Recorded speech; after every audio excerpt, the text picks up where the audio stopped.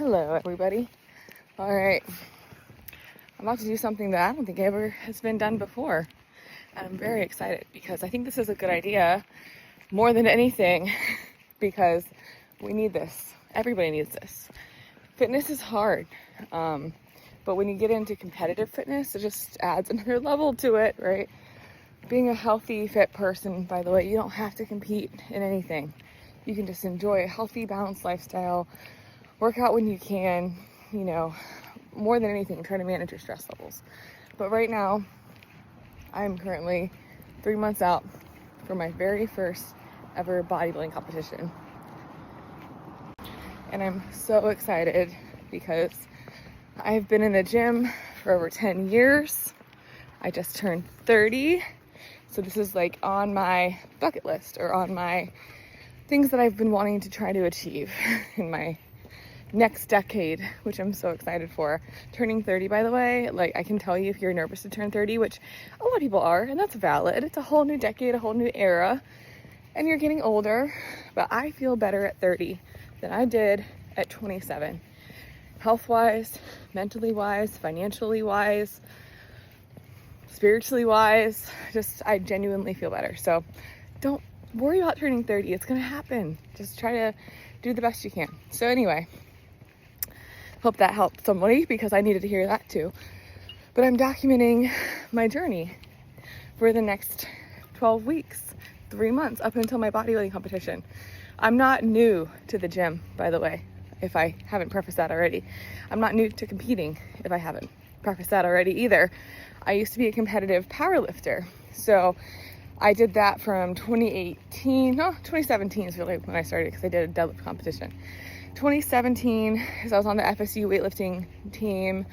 I did that from 2017 until 2022, and I competed at USPA drug tested nationals in 2022, and I placed, and that was my first national competition ever as a powerlifter. I placed 5th in my weight class, and I was a 75 kilogram powerlifter, and I should have gotten a state bench record, but the scorecard people messed up my scorecard because my attempt for bench was 215 and my attempt for squat was 315. So they didn't check my equipment and stuff for my bench because they didn't write down that it was a state PR, even though I told them, even though the announcer said for a state PR, 215 pounds or whatever.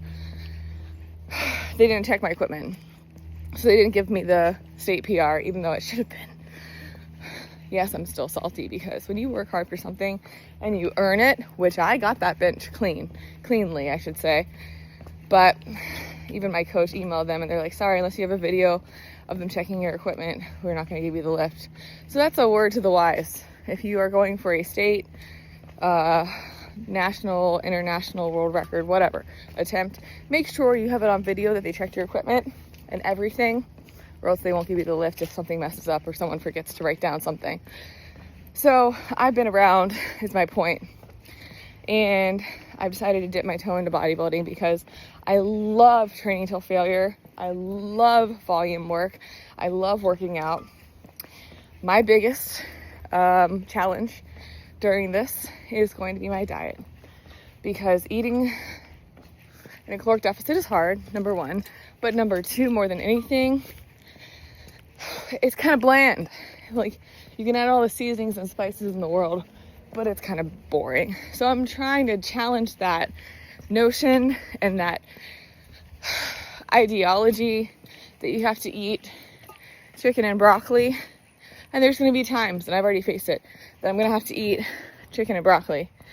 And it's going to be boring, but I'm going to try to see how can I make this less boring, because the barrier to entry to being a healthy person shouldn't be that difficult. And also, anyone who wants to get into bodybuilding, I don't want the diet to dissuade you away from it, which it has for me and so many people, because it's different than a normal lifestyle.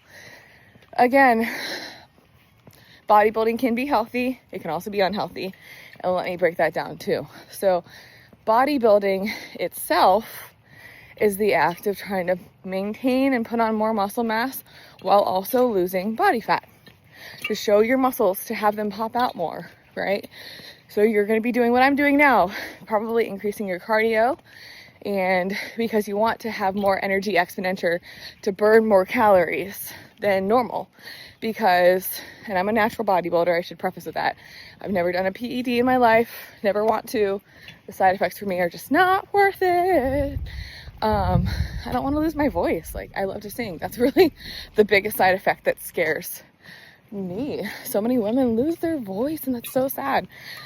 And long story short, I decided that when I do this, I don't want to ruin my relationship with food. Because so many people I have spoken with, all people, not just like a female male thing, but all people have told me that it's kind of made them have unhealthy habits or disordered eating or even eating disorders. That's sad, because that's not how it has to be. So my goal here is to bring you along with me and show you how it can be, so that you can do this in a way that makes you happy as well. So it's the first week. Every week I'm going to document now on my YouTube channel to show you the process, what I'm feeling, all my emotions, because the mental health side of things is not something that people really talk about in bodybuilding. And there's so many tricks and ideas to better your mental health while you're also bettering your physical health. It's not just diet, it's not just working out. There's a lot of practices that you can incorporate to be a better bodybuilder. So I'm going to share one right now. Make your food taste good in a way that makes you happy while also reaching your health and fitness goals. So for example, my coach and I, because I crashed out, I cried over my eggs after the first month. I was like, I can't do this anymore, this sucks. And it wasn't even like I couldn't eat them. It was just like, I looked at them and they weren't appetizing. And I almost like had a panic attack. Like, it was just horrible. And I told my coach that, I was like, bro, we got to change the diet.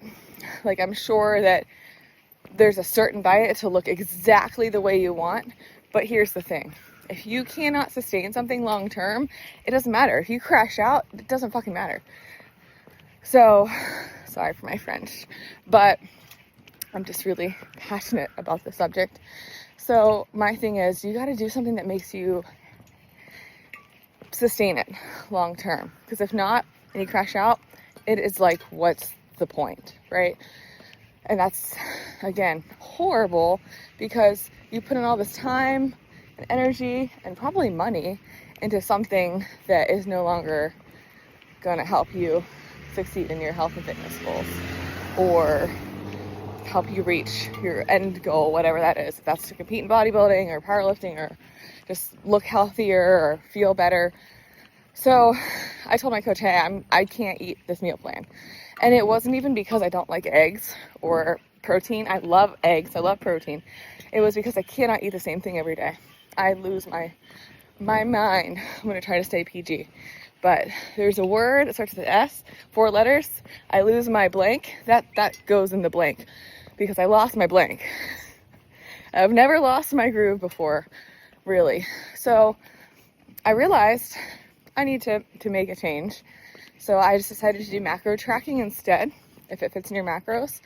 And I started developing real recipes, high in protein, high in fiber, very satiating, very delicious. I tried them all multiple times, measurements, everything, to make it so that I could stay on top of my health and fitness goals and help other people too, because I don't want you to have to crash out like me. Horrible, horrible experience. And it will ruin bodybuilding for you. So you have to eat in a way that fills your cup. And for me, I don't like eating the same things every single day. Maybe you do. That's cool. I'm not judging anybody. We don't judge here. We listen and we don't judge. But I was like, all right, I'm going to, instead of having almond butter as like my source of fat, so I'm going to have some avocado And I'm gonna add in maybe some peanut butter and just change some stuff up. And guess what? Boom. Not only did I feel better, I looked better, and I could stick with it. The only reason I felt and looked better, by the way, is because I could stick with it long term. Moral of the story, right? So this is week 1. I'm really excited to see where the 12 weeks takes us, because it's gonna be a wild ride. It's gonna be interesting, but I'm here for it.